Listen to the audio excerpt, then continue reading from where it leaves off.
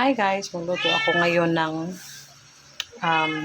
Spanish style na bangus sardines. Okay guys, ito yung bangus natin. Yun yung asin natin, tsaka yung oyster sauce. Tapos yung ating bay leaves, tsaka bawang, carrots, tsaka ating bell pepper. Okay? Maglagay na tayo guys ng ating dyan sa carrots natin. Tapos maglagay na tayo ng bawang, bay leaves. Pang lang to, gastos sa bahay.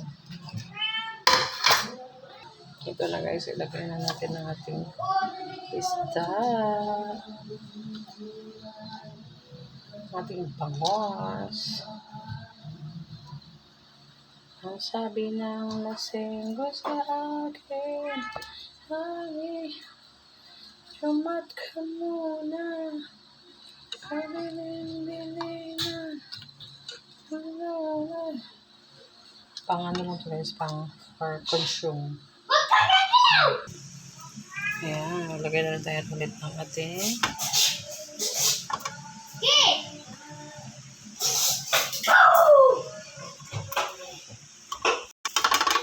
bawang.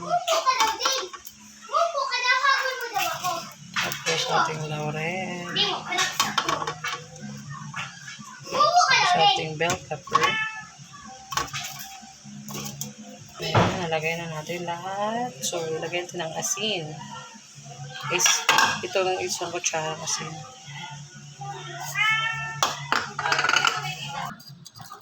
Ayan, tapos na yung ating asin. Pamintang buo. Ayan. Ating oyster sauce. Ito yung gamit natin olive oil para dyan. Kailangan natin guys, puno nito para isabaw natin sa ating bangus. Ayan guys, iyan natin yung ating olive oil. Okay. Then ng half cup na water. Ayan.